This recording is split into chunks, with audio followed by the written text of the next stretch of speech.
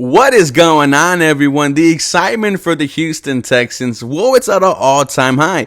We cannot get enough of those small Houston Texans clips of how rookie minicamp is going. We are seeing CJ Stroud throw the ball. We are seeing Tank Dell catch punts. We are seeing second-rounder Juice Scruggs get majority of the reps at center, and James Patterson, who you took in the 6th round from Notre Dame, getting majority of his work in left guard. That is going to be interesting coming into training camp.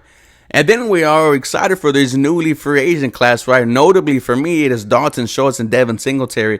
I think they're going to do so much for this Houston Texans offense and CJ Stroud. However, there are still some players that have a lot to prove heading into this year. One of them was from 2 coaches ago. The other one just got drafted last year, and it's going to bring me pain to bring him up. But before we get into that, guys, and talk about who are some players that have the most to prove heading into the 2023 NFL season for the Houston Texans, welcome everyone to the 713 Houston Sportcast. I am your host, Ruben Calvillo. I drop daily Houston Texans content. Follow me on Twitter at 713HSP, on Instagram 713 Houston Sports.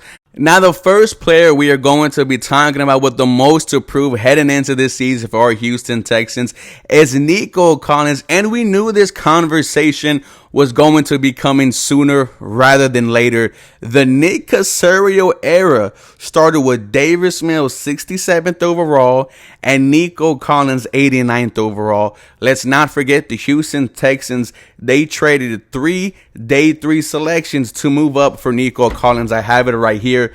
Houston traded a 4th round draft pick, the 109th overall, a 5th round selection, 158th overall, and a 2022 4th round draft pick to the Carolina Panthers in exchange for the 89th overall selection, which where they drafted Nico Collins. And the Nick Caserio era started with Davis Mills and Nico Collins, and so far, neither of those 2 guys have lived up to their potential. In 2 years for the Houston Texans, Nico Collins in his rookie year, he gave you 14 games, he started 8. 446 yards, 1 touchdown.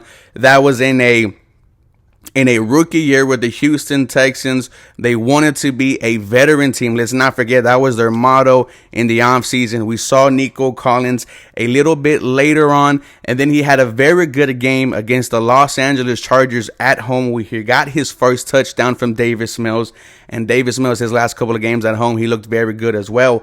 But heading into year 2, in the year 2022, we were expecting Nico Collins to take the next step forward and be a real asset for this Houston Texans offense.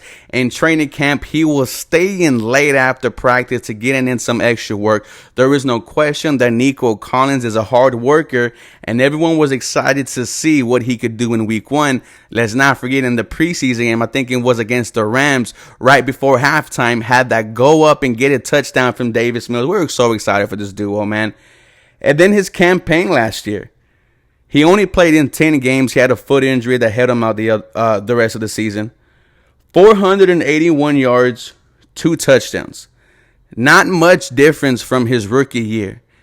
And when you add in that there is a new head coach in DeMeco Ryans, a new franchise quarterback in CJ Stroud, a new offensive coordinator in Bobby Slowick, Nico Collins right now is the old man in that Houston Texans locker room, and he needs to prove himself because, like I mentioned, there is no number 1 wide receiver. Nico Collins doesn't have a place in the ranks right now amongst these guys. There could be a chance where Nico Collins is a surprise cut because Xavier Hutchinson is outworking him.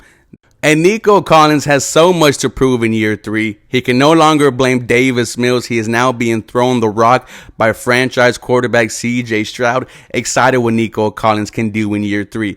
The second player we are going to be talking about is Kenyon Green. And yes, I hate to talk about a second-year player, but so much is riding on the play of Kenyon Green.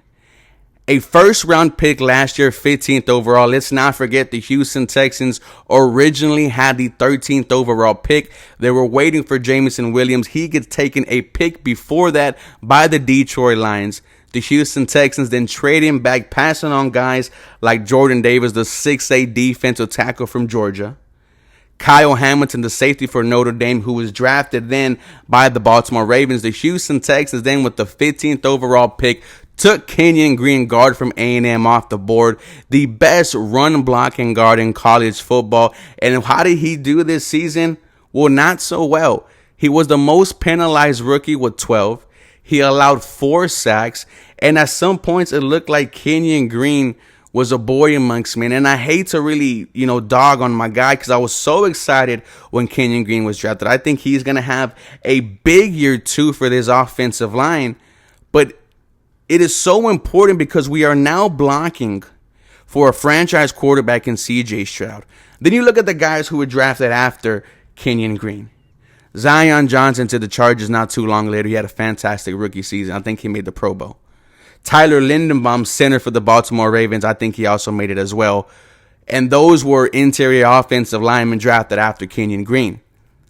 There is so much riding on the play of Kenyon Green. I've already mentioned the quarterback situation. Also, you are a first-round pick. It is now time to prove that you could complete this O-line. We are expecting this O-line to be a top 15, dare I say, top 10, and we are expecting Kenyon Green to be an asset, not a liability. That's why I name him as the second player with the most to prove heading into this season for our Houston Texans. You guys let me know what you think. As always, go Texans. Y'all have a very blessed day.